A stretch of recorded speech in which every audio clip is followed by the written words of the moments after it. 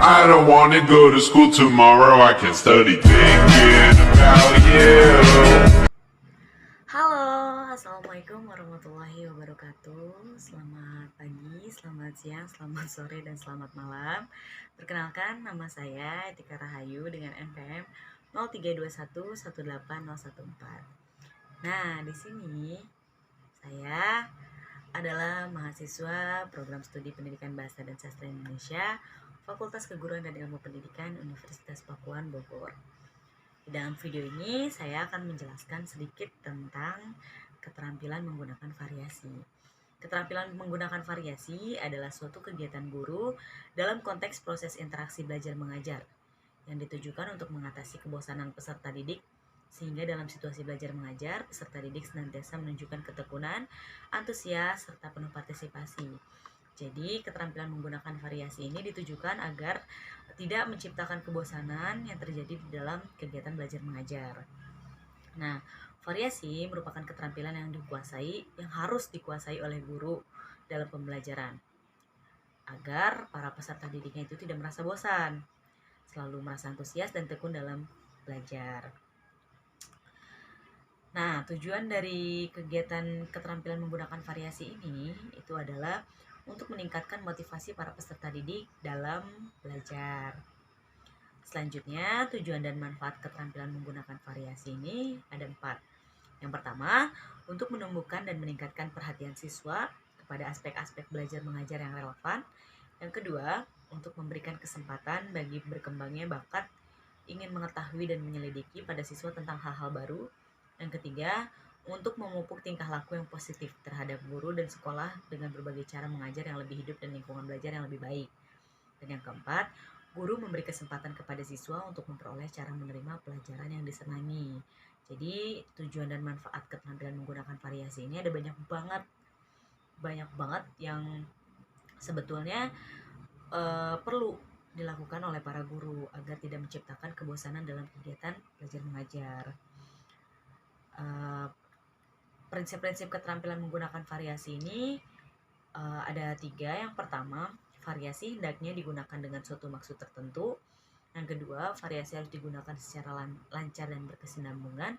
Dan yang ketiga, variasi harus direncanakan secara baik dan secara eksplisit dicantumkan dalam RPP atau rencana pembelajaran. Kira-kira keterampilan variasi gaya mengajar guru yang kayak gimana sih? Yang harus dikuasain sama guru itu ada 6. Yang pertama, variasi suara. Yang kedua, pemusatan perhatian. Yang ketiga, kesenyapan. Yang keempat, kontak pandang. Yang kelima, gerak badan dan mimik. Dan yang keenam, perpindahan posisi guru.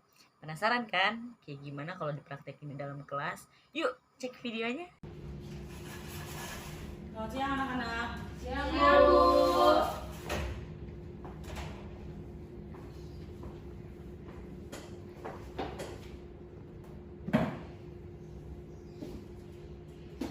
Sebelum memulai pembelajaran hari ini, alangkah lebih baiknya kita berdoa menurut agama dan kepercayaannya masing-masing. Ketua kelasnya mana pimpin doa? Cika, Bu. Cika, silakan pimpin doa. Berdoa, mulai. Selesai. Terima kasih Cika. Sama, Bu. Ibu absen dulu ya. Ya, Bu. Kelas 9C ya.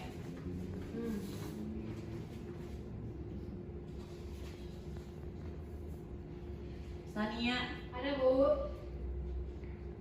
Cika Herunisa, Ada, Bu. Rizkaya, Hadir, Bu. Miftahudin. Ada, Bu. Izin. Miftahudin izin. Hirli, Sakit, Bu. sakit. Mana ini 6 cowok-cowoknya pada ada? Tahu. Ya, assalamualaikum warahmatullahi wabarakatuh. Waalaikumsalam warahmatullahi wabarakatuh. Hari ini kita akan membahas tentang cerita pendek. Sebelumnya ada yang udah tahu belum apa itu cerita pendek? Cerita yang pendek. Iya, cerita yang pendek itu. Tapi lebih lengkapnya udah ada yang tahu belum? Belum, Bu. Langsung kita bahas aja ya. Ya, Bu. Nah, di sini ada pengertian cerpen. Cerpen atau cerita pendek merupakan cerita pendek yang berisi tentang kisah cerita yang isinya tidak lebih dari 10.000 kata. Pada umumnya, cerita pada cerpen bisa memberikan kesan dominan dan berkonsentrasi pada permasalahan satu tokoh. Menurutnya dalam cerpen tidak ada cerita hingga 100 halaman. Ini menurut KBBI. Nah, selanjutnya di sini struktur cerpen itu ada 6. Yang pertama ada abstrak, yang kedua ada orientasi, yang ketiga komplikasi, yang keempat evaluasi, yang kelima resolusi, dan yang keenam koda. Nah, yang pertama abstrak. Coba tolong Cika bacain lah. Abstrak merupakan pemaparan gambaran awal dari cerita yang dikisahkan. Pada cerpen abstrak biasanya digunakan sebagai pelengkap cerita. Maka dari itu abstrak bersifat opsional atau bisa jadi tidak ada pada cerpen tersebut. Pintar, makasih.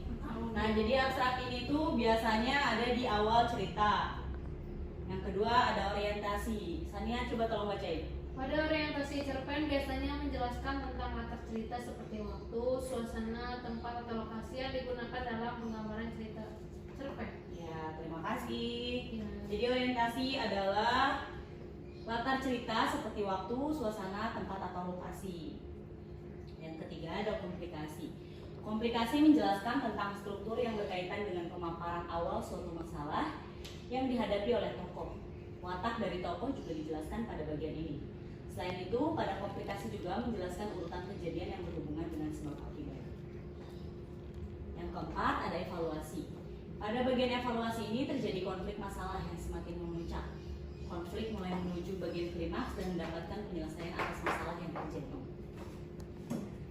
Yang kelima ada resolusi. Resolusi merupakan bagian akhir permasalahan yang terjadi pada cerpen. Pada bagian ini terdapat penjelasan dari pengarang mengenai solusi permasalahan yang dialami tokoh. Dan yang terakhir itu ada koda. Koda merupakan nilai atau pesan moral yang terdapat pada sebuah cerpen yang disampaikan oleh penulis kepada para pembaca. Pesan moral yang disampaikan sesuai dengan jenis cerpen. Nah, di sini ada fungsi cerpen itu ada 6. Ada 5. Yang pertama ada fungsi rekreatif, yaitu sebagai sarana penghibur bagi para pembaca. Yang kedua ada fungsi estetis, yaitu sebagai nilai estetika atau keindahan yang ada pada cerpen sehingga memberikan kepuasan kepada pembaca. Yang ketiga ada fungsi didaktif, yaitu sebagai pemberi pelajaran atau pendidikan yang akan bermanfaat bagi para pembaca. Yang selanjutnya ada fungsi moralitas, yaitu sebagai nilai moral berdasarkan isi cerita untuk mengetahui baik buruk yang disampaikan penulis kepada para pembaca.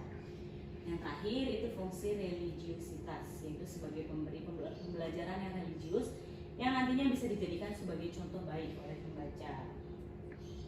Nah, di sini ada ciri-ciri cerpen. Coba tolong Rizka Iya bacain ciri-ciri cerpen. Ciri-ciri cerpen yang pertama, pada umumnya cerpen bersifat fiktif atau berupa karakter dari penulis. Yang kedua, cerpen memiliki susunan kata yang tidak lebih dari 10.000 kata. Yang ketiga, saat membaca cerpen biasanya selesai dengan sekali duduk. Yang keempat, cerpen memiliki bentuk cerita yang sangat singkat. Yang kelima, cerpen memiliki diksi atau pilihan kata yang tidak rumit sehingga mudah dipahami oleh pembaca. Yang selanjutnya, cerpen hanya memiliki alur cerita tunggal atau satu jalan cerita saja. Selanjutnya, kisah cerita pada cerpen biasanya berasal dari peristiwa dalam kehidupan sehari-hari. Selanjutnya, karakter tokoh pada cerpen sangat sederhana. Dan yang terakhir, di akhir bagian biasanya terdapat pesan moral yang sangat mendalam sehingga membuat pembaca ikut merasakan kisah pada cerpen tersebut. Ya, terima kasih Rizka Iya. Silakan duduk kembali. Nah, di sini ada jenis-jenis cerpen, itu yang ada 3, cerpen pendek, cerpen sedang, dan cerpen panjang. Nah, cerpen pendek. Udah cerpen pendek, penjelasannya di sini. Seperti yang kita ketahui, cerita pendek adalah jenis cerita yang kurang dari 10.000 kata panjangnya. Jenis pertama dari cerpen adalah cerpen pendek. Dan seperti namanya, cerita pendek yang satu ini cenderung lebih pendek daripada jenis cerita pendek lainnya. Panjang kata dari cerpen pendek yaitu sekitar 500 hingga 700 kata. Yang kedua, karangan fiktif yang satu ini biasanya digunakan untuk menjelaskan sebuah kejadian dengan bahasa yang singkat, padat, menarik perhatian, dan efektif.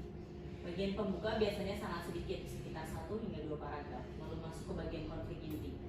Bagian akhir juga biasanya lebih sedikit daripada jenis cerpen lainnya. Yang kedua, cerpen sedang. Jadi cerita pendek atau cerpen yang kedua yaitu cerita pendek sedang.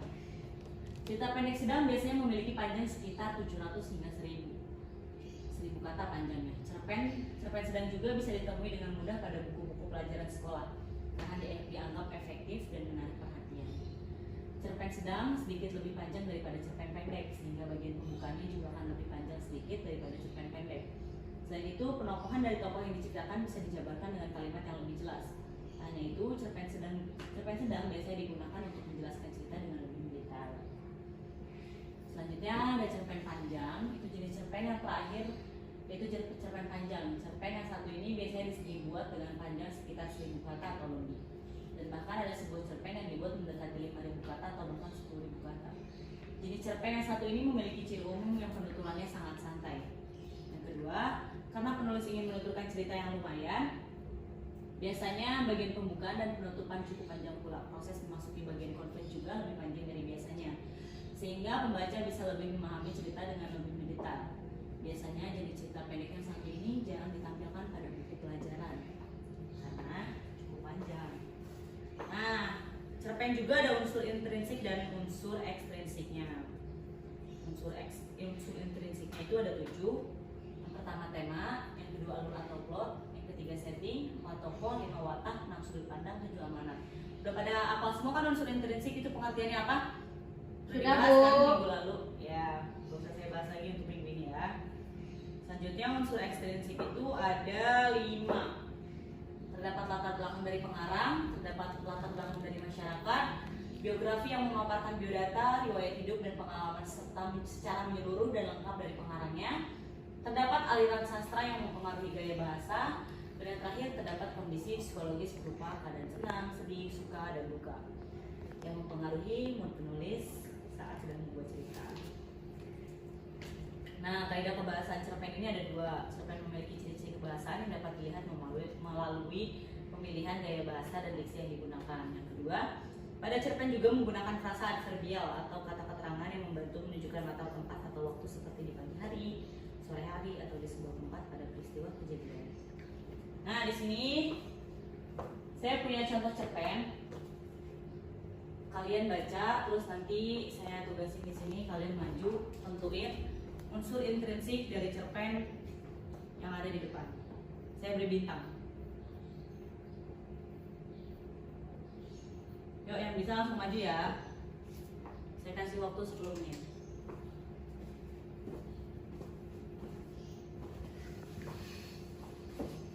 Nah, waktunya sudah habis. Siapa yang bisa mengisi unsur intrinsik dari cerita di PowerPoint? Aku. Silakan Sania, kamu dapat bintang.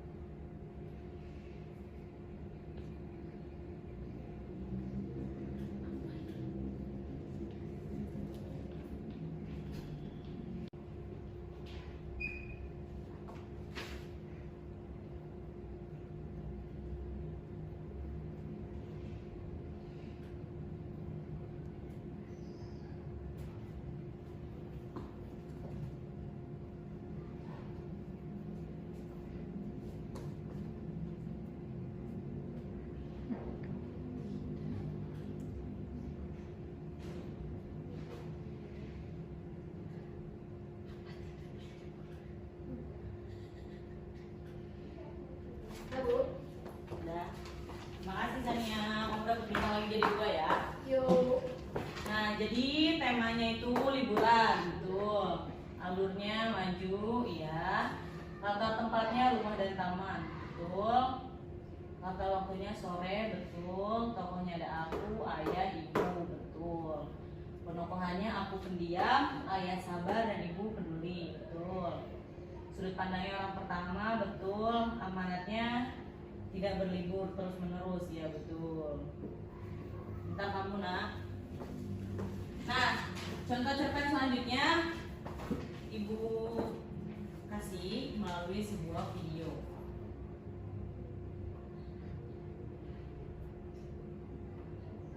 Nih cerita pendek karya Raditya Dika. Setahun. Cerita pendek karya Raditya Dika dibacakan oleh penulisnya sendiri. Sudah setahun kamu hilang, tapi aku masih ingat bentuk awan pagi itu.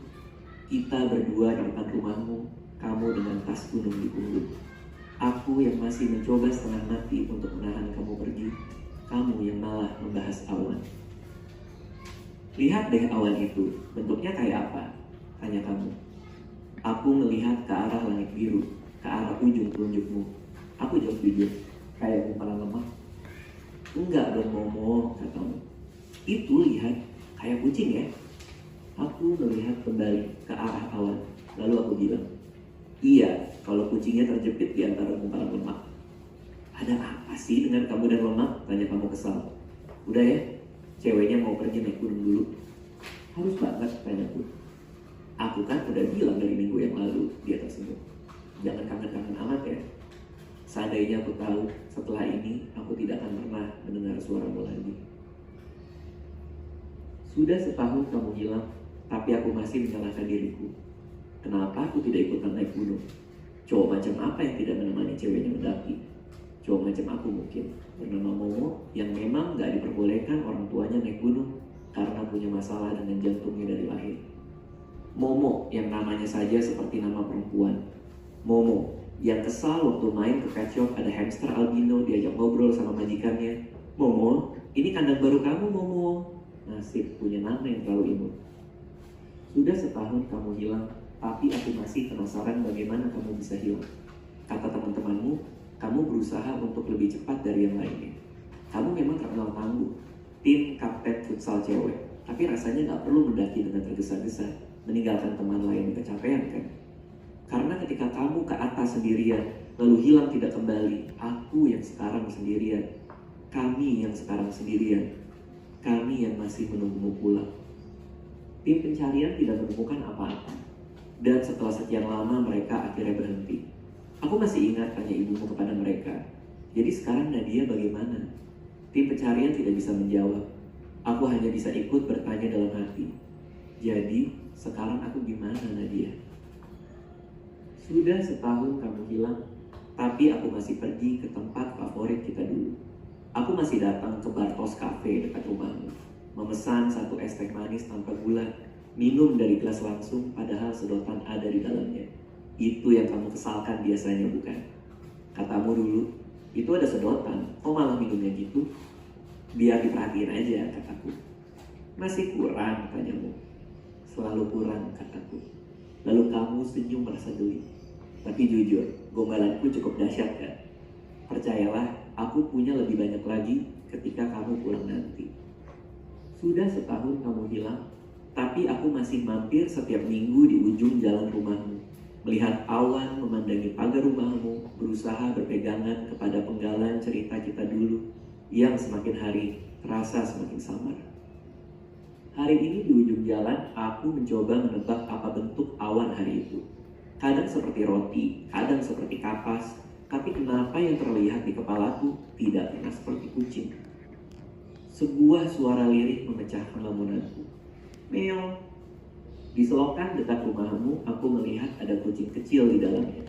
Matanya tertutup, badannya ringkih. Dia sudah pasti akan mati jika aku tinggalkan. Kucing, kamu kenapa? Kataku kepada kucing itu.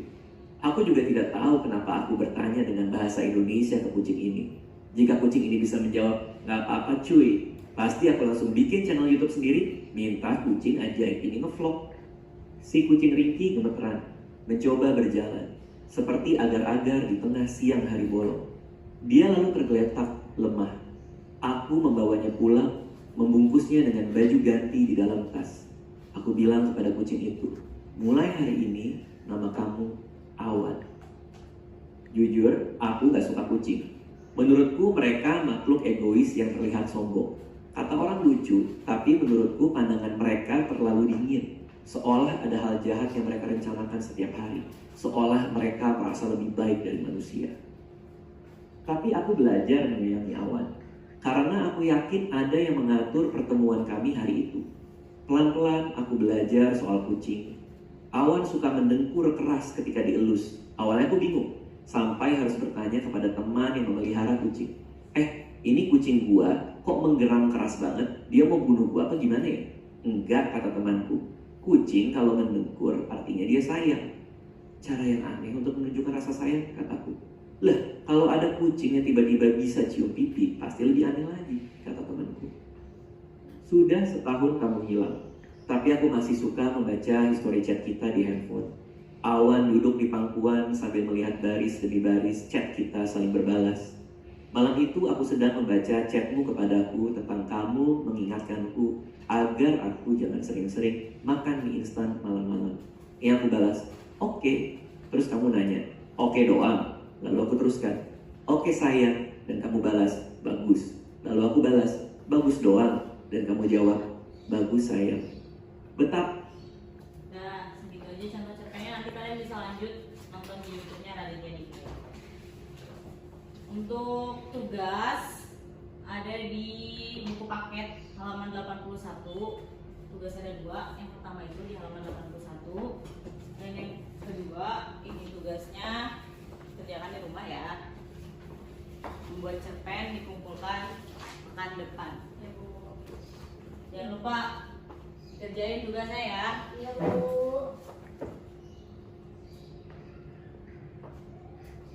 Udah, sekian pembelajaran dari Ibu hari ini. Ada yang mau ditanyakan nggak? Tidak. Sebelum menutup pembelajaran hari ini, maka lebih baik kita berdoa lagi untuk menutup. Ketua kelasnya Berdoa. Mulai. Berdoa selesai. kurang lebihnya mohon maaf. Saya pamit ya. Ibu. Assalamualaikum warahmatullahi wabarakatuh. Waalaikumsalam warahmatullahi wabarakatuh.